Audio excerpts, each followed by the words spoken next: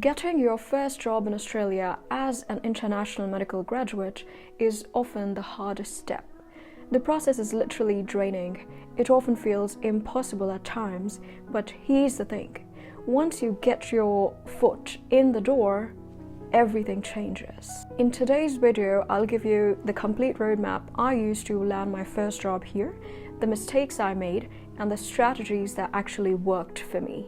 I am an international medical graduate working as a junior doctor in Sydney, but just a while ago I was exactly in your place, applying left, right, and center, and hearing literally nothing back. Let me save you some pain. Now, let's start with the basics, the non-negotiables that you have to have before applying for a job if you're applying via the standard pathway. Now, first off, the AMC Part 1 exam, that is the AMC MCQ. You need this exam to even be considered. Now, do not stress about the scores. You just need to literally just clear this exam. So even if you passed the exam by 1 mark, congratulations, well done. You're eligible to apply for the jobs. Now, AMC Part 2, that is the clinical exam, is definitely an important exam, but you definitely can get a job without it. So AMC Part 1 should be enough if you're applying for a job in Australia. However, eventually you have to take your AMC Part 2 to get your general registration, but to start off with limited registration with AHPRA, AMC MCQ is enough. Next up is the English exam. You need to take your English exam before applying for a job in Australia because it's one of the requirements by the AHPRA, that is the Australian Medical Board. Now, you can take IELTS, you can take TOEFL, you can take OET, or you can take PTE, whatever you prefer. So I personally gave PTE exam. I think it's a very simple, straightforward exam. I personally was able to score an overall 90 with just 3 days of prep, so I personally think that PTE is the easiest to crack. Now, here's the good news.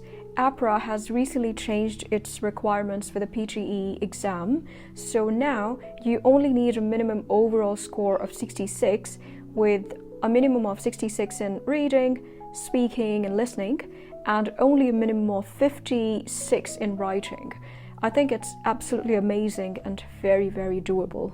Once you have your English exam and your AMC Part 1, you are now eligible to apply for a limited registration with AHPRA, that is the Australian Medical Board.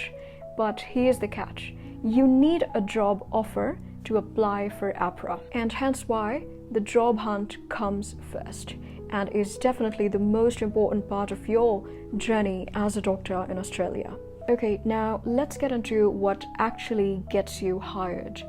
Building a strong application is crucial, and you need to put in a lot of effort into making your application very strong so that it stands out. So, number 1, a strong CV. For every single position, the hospitals are receiving thousands of applications, so you need to make sure that your CV stands out and immediately grabs the attention of the recruiter. I can quickly share a few tips and tricks with you that you can use when you're preparing your CV for your job application. So first off, you need to tailor your CV according to the job description. So literally use the keywords from the job description in your CV. And then try to stay relevant. So no extra fluff. I mean, you can definitely add something that really makes you stand out. For example, if you're a sportsman or an athlete or something really different. But do not dump your CV with all the certificates that you've ever gotten in your whole life, because the recruiters do not have time.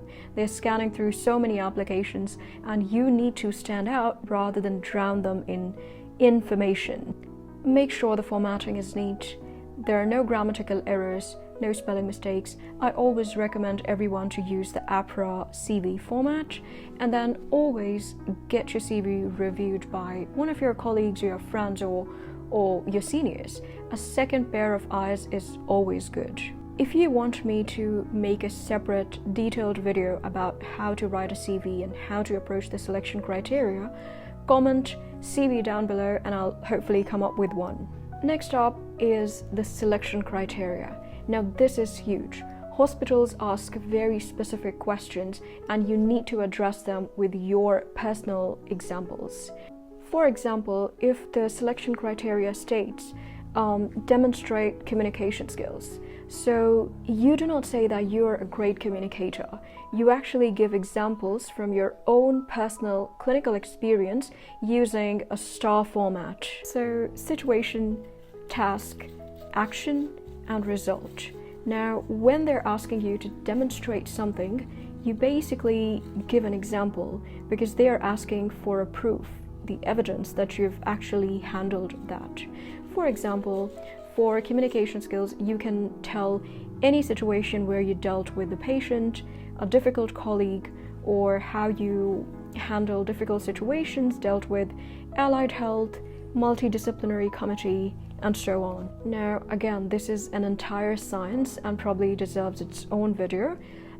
Let me know if you're keen and I can come up with a detailed video about CV and selection criteria. Now, where do you find jobs? Where to basically apply? Every state in Australia has its own campaign, and usually the campaigns run around June, July, and August. So, for example, NSW Health, the New South Wales, they have their own website, NSW Health, and you can find about the campaigns and everything on their own website. Then Queensland Health, for Victoria, they have a PMCV match. So for every state, you can apply on their own website during the campaigns. Most of the campaigns for the next clinical year have now ended, but job vacancies keep coming up, they keep popping up all year round. So I always recommend everyone to make their accounts on Seek, Indeed, and all the platforms because you do find vacancies there. And honestly, I think most of the IMGs, they get jobs outside the campaigns. So never lose hope and keep applying. And also, never ever underestimate the power of directly emailing the hospitals. So sometimes the job vacancies, they never make it to the public advertisement and it's all hired inside. So email the hospitals, try to get the email addresses of the recruitment offices, the resident support units, and send your CV directly and show that you're extremely interested and would love to be a part of the hospital and start working there.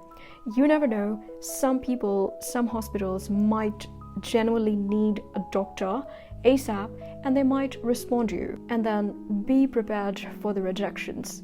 Lots and lots of them. That's the part of the process. All of us who are sitting here right now have been through it. We used to get rejections, over rejections, over rejections. And I'm not even exaggerating when I say that. When I was applying, I used to get a rejection email every single day, sometimes 2 and sometimes 3. But the thing is, you only need one yes. So do not lose hope, keep applying, apply everywhere. Applying for the jobs is a job in itself. It literally takes so much time to apply for one single job. So make sure you're doing it correctly and you're learning from your mistakes. Here's the truth. So I personally applied everywhere. Heard back nothing. Absolutely zero. Things changed for me only when I got an observership in one of the hospitals in New South Wales. Now, I applied for this observership opportunity via the New South Wales ICRP program, that is the International Medical Graduate Clinical Readiness Program.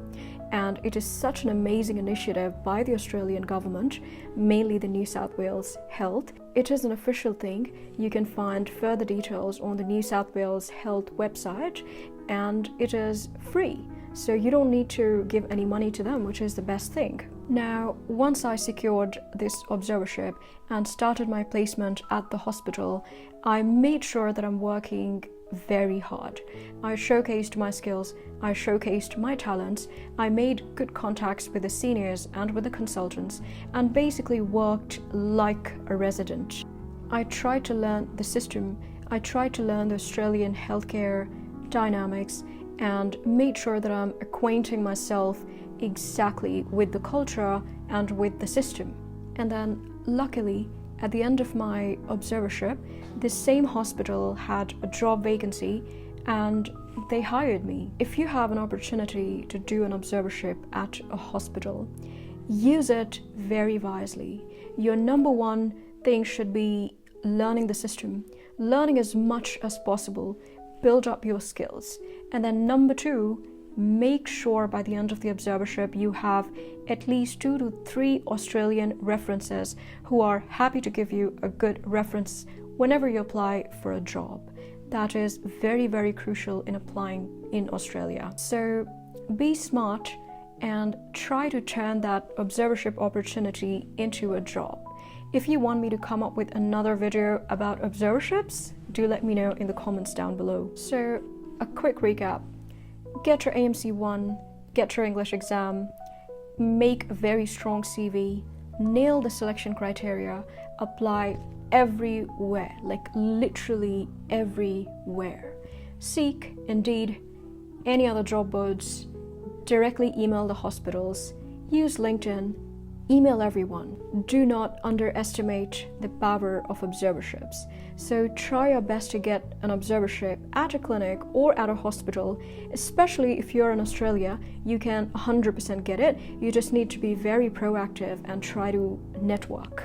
Keep going, keep applying everywhere. Do not let rejections distract you. Do not let rejections put you down. As long as you do not accept defeat, failure cannot defeat you. You only give up when you lose. So keep going, ask for help, look for your mistakes, correct them, and start your struggle again. Well, thank you so much for listening. I hope it helped someone. I'll come up with more videos in the future around AMC exams and the AMC pathway. So stay tuned and subscribe to my channel.